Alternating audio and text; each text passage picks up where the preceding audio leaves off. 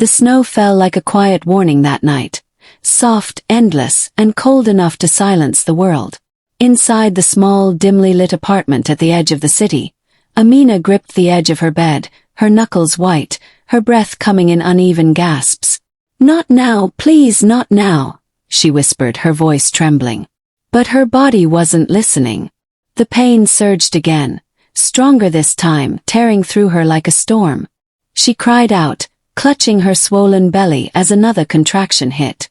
She was in labor, alone. And the man who should have been there, the father of her child, was halfway across the world. Or at least that's what she believed. Tears blurred her vision as she tried to reach for her phone on the bedside table. It slipped from her trembling fingers and hit the floor with a dull thud. "No, no," she sobbed. Another contraction. Stronger. Longer. She screamed. Hours earlier, the city had been swallowed by a sudden blizzard. Roads were blocked, taxis vanished, and the hospital she had planned to go to might as well have been on another planet. Amina had tried calling for help, neighbors, emergency lines, but the storm had cut everything off. And now, as the night deepened, she realized something terrifying. She might have to give birth alone. She slid off the bed, collapsing onto her knees, breathing hard. Think, she muttered, trying to remember everything she had read, everything she had watched. But fear drowned her thoughts. Another wave of pain hit, and she cried out again, her voice echoing through the empty apartment. And then, sound. Knock. Soft at first, then louder, urgent. Amina froze. Who could it be? Another knock. Harder this time.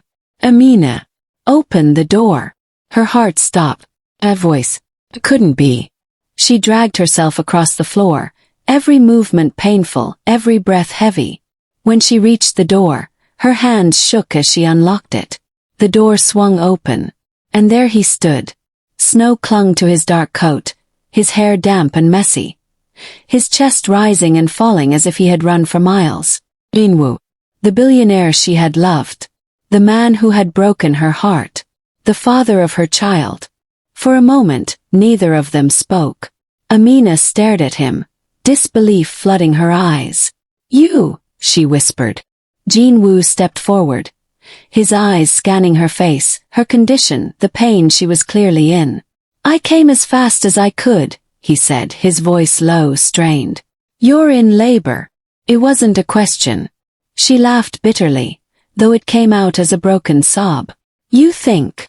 Another contraction hit, and she doubled over, crying out. Jinwoo didn't hesitate. He rushed forward, catching her before she hit the floor.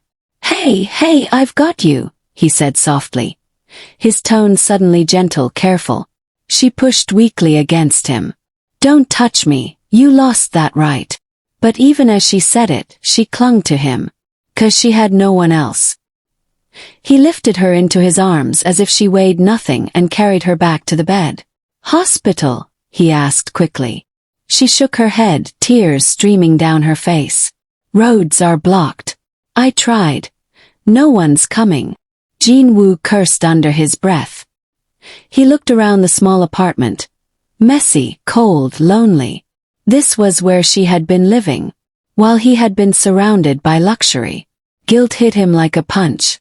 "Okay," he said, steadying himself. "Then we do it here." Her eyes widened in fear. "No, can't. I don't know how." "You don't have to," he interrupted gently. "I'll help you." She stared at him, searching his face. "Why are you here?" she asked, her voice breaking. "I thought you didn't want us." His expression shifted, pain, regret, something deeper. "I was wrong," he said quietly. Another contraction tore through her before she could respond. She screamed, gripping his hand so tightly her nails dug into his skin. And he didn't pull away. Time blurred. Minutes stretched into hours. The storm outside raged, but inside it was a different kind of battle. Jinwoo did everything he could. Boiling water, gathering towels, supporting her, guiding her breathing. "Look at me," he said firmly as she cried out again. "Breathe with me. In and out." "I can't," she sobbed. "Yes, you can," he insisted. You're stronger than this. I know you are. She shook her head, tears pouring down her face. I'm scared. His hand tightened around hers. I'm here, he said softly. You're not alone. Between contractions, the silence returned, heavy, filled with things unsaid. Why did you leave? She finally asked, her voice barely above a whisper. Jinwoo looked down, his jaw tightening. I thought I was protecting you, he admitted. My world, it's dangerous. Powerful people, enemies. I didn't want you or the baby caught in it. She let out a weak, bitter laugh. So you decided for me? I thought it was the right thing, he said. It wasn't, she whispered. You just abandoned us. The words hit harder than anything. And he didn't argue. 'Cause she was right. Another contraction hit, stronger than all the rest. Jinwoo's focus snapped back immediately. This is it, he said, urgency in his voice. You're close. Amina screamed, her body trembling. I can't do this. Yes, you can, he said again, his voice firm but gentle. You've come this far. Don't stop now. She shook her head violently. I'm going to die. No, he said, gripping her hand. You're not. You're going to bring our child into this world. Our child. The words hung in the air. And for a moment, something shifted in her eyes. Push, he said. She cried out, pushing with everything she had. Again, he urged. Another push. Tears streamed down her face, her body shaking with effort and pain. I see the baby, he said, his voice filled with awe. You're doing it, Amina. You're doing it. She screamed one last time. And then, cry. Soft at first, then louder. Alive. If you think the storm was the worst part, you haven't seen what happened inside that hospital. The truth will leave you breathless. Stay with us, and don't forget to subscribe. The room went still. Amina collapsed back against the pillows, her chest heaving, tears slipping silently down her temples. Jinwoo held the baby in his hands, his own breath unsteady. For a moment he just stared. At the tiny, fragile life. At the child he almost walked away from. His voice broke. It's a girl. Amina's eyes fluttered open. A girl, she whispered. He nodded, his eyes shining with emotion. She's perfect. He carefully placed the baby in her arms. The moment their daughter touched her, Amina broke down completely, soft sobs escaping her as she held the tiny body close. My baby, she whispered. Jinwoo watched them, something inside him cracking wide open. I almost missed this, he said quietly. Amina looked up at him, her eyes red but steady. You almost missed everything. He nodded. I know. Silence settled between them again, but this time it felt different. Not empty, not broken, just uncertain. The storm outside began to calm. The snow slowed. And inside that small apartment, something fragile began to rebuild. Jinwoo knelt beside the bed, his voice soft. I can't undo what I did, he said. But if you let me, I want to stay. For her. For you. Amina looked down at their daughter, who had already fallen asleep in her arms. Then back at him. You don't get to disappear again, she said. I won't, he promised. You don't get to decide what's best for us alone. I won't. Her gaze searched his face. And for the first time, she saw something she hadn't seen before. Not power. Not control. But vulnerability. Regret. Love. Then prove it, she said quietly. Jinwoo nodded. I will. Outside, the storm finally ended. But inside, a new story had just begun. One born in pain. In regret. In second chances. And in the quiet, powerful cry of a newborn who changed everything. The first light of morning crept through the frost-covered window, soft and pale, like the world itself was stepping back into existence after the storm. Inside the apartment everything felt different. Quieter. Warmer. Alive. Amina hadn't slept. She sat propped against the pillows, her body exhausted beyond words, but her arms wrapped protectively around her daughter. The baby stirred slightly, letting out a tiny sound before settling again. Amina's heart tightened. Every pain, every fear, every lonely night, it all felt distant now. Because of her. Because of this small, fragile life breathing against her chest. Across the room, Jin-woo stood by the window, staring out at the snow-covered streets. The storm had passed, leaving behind a world buried in white silence. But his mind wasn't on the snow. It was on them. He turned slowly, his eyes landing on Amina and the baby. For a moment he just watched, as if he was afraid they might disappear if he blinked. "You should rest," he said quietly. Amina didn't look up. "I'm fine." He almost smiled. She wasn't. Her face was pale, her eyes heavy, her body clearly worn out, but she refused to admit it. That hadn't changed. "You just gave birth," he said gently. "You don't have to be strong right now." That made her look at him. Her eyes held something complicated. Gratitude, anger, confusion. And something softer she wasn't ready to name. "I had to be," she replied. "No one else was here." The words weren't loud, but they hit hard. Jin-woo swallowed. "I'm here now."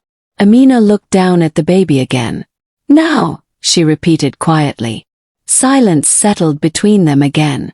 Not uncomfortable, but fragile, like thin ice that could crack with one wrong step. "What's her name?" Jin-woo asked after a while. Amina blinked. I didn't think that far," she admitted. "I thought I had more time." Her voice softened. "I used to imagine it, but you weren't there." She didn't say it. She didn't need to. Jin-woo stepped closer, his movements careful, as if approaching something sacred. "Can I?" He hesitated, gesturing toward the baby. Amina paused. For a moment, it looked like she might refuse. Then, slowly, she shifted the baby slightly toward him. "Sit," she said. He did. Right beside her. Closer than they had been in months. Carefully, almost nervously. He reached out and held the baby. His daughter. His hands, so used to control, power, and precision, now trembled slightly. "She's so small," he whispered. Amina watched him. "She won't stay that way." Something in her tone made his chest tighten. "How did you manage?" he asked quietly. "All this time, alone?" Amina gave a faint, tired smile. "I didn't have a choice." "You did," he said, regret heavy in his voice. "You could have told me." She laughed softly, but there was no humor in it. "Told you what?" "That I was pregnant. You made it very clear you didn't want anything tying you down." His jaw tightened. "That's not what I meant." "It's what you showed," she said, her voice calm but firm. The truth again. Dark. Unavoidable. Jin-woo looked down at the baby in his arms, guilt pressing against his chest. "I would have come back," he said quietly. Amina shook her head. "You didn't." The baby stirred again, letting out a small cry. Instantly both of them reacted. Amina leaned forward. Jin-woo panicked slightly. "What do I do?" Despite everything, Amina almost smiled. "Give her to me." He handed the baby back carefully, watching as Amina adjusted her with natural ease. "She's probably hungry," Amina said softly. Jin-woo nodded, suddenly feeling out of place. I'll step outside." Amina looked up at him. Something flickered in her eyes. "Stay," she said. He froze. "Are you sure?" She hesitated, then nodded. "You're her father." The words were simple, but they carried weight. Permission. Acknowledgement. A fragile step forward. Jin-woo sat back down, quieter now, as Amina fed their daughter. He kept his eyes respectfully turned away at first, but slowly he glanced back. Not at her body, but at her face. The softness there. At the way she looked at their child. And something inside him shifted again. This wasn't just responsibility. This was something deeper. Something he had been too afraid to face before. Hours passed. The snow outside began to melt under the weak sunlight. Inside, Exhaustion finally caught up with Amina. Her eyes fluttered. Her head tilted slightly. And before she realized it, she fell asleep, still holding the baby. Jinwoo noticed immediately. He stood carefully, moving closer. For a moment he just looked at them. Mother and child. Peaceful. If something he had almost destroyed. Gently, he adjusted the blanket over them. His fingers brushed Amina's hand. She didn't wake. "I'm sorry," he whispered, not expecting an answer, not deserving one. A sudden sound broke the quiet. His phone. He glanced at the screen. Name flashed. His expression hardened instantly. The world he came from, the one he had tried to keep away from Amina, was calling him back. He stepped away and answered in a low voice. "Yes, Oz. I told you not to contact me today." Another pause. His jaw clenched. "No. Handle it." Another voice came through, urgent. Whatever it was. It wasn't small. Jinwoo's eyes drifted back to the bed. To Amina. To his daughter. For a moment he was silent. Then he spoke again. "Delay everything," he said firmly. "I'm not coming in." Long pause. "But I said delay it." His tone left no room for argument. He ended the call. This time he didn't hesitate. He turned his phone off completely and set it aside. Because for the first time in his life, power, money, control, none of it mattered as much as what was in that bed. When Amina woke up, the room was darker. Evening had come. For a second, panic flickered across her face. Until she saw him. Jinwoo was sitting on the floor beside the bed. His back against it. The baby resting gently against his chest. He had fallen asleep like that. Protecting her. Protecting their child. Amina stared at him. Something inside her, something she had held tightly shut, shifted. Not fully. Not completely. But enough. She reached out slowly. And adjusted the blanket over his shoulders. Jinwoo stirred slightly but didn't wake. Amina leaned back against the pillows, watching them both. Her family. Broken. Complicated. But here. Together. For now. She exhaled softly. "Don't leave again," she whispered. He didn't hear her. But somehow. Felt like he understood anyway. And outside, under the quiet sky, the last traces of the storm finally disappeared.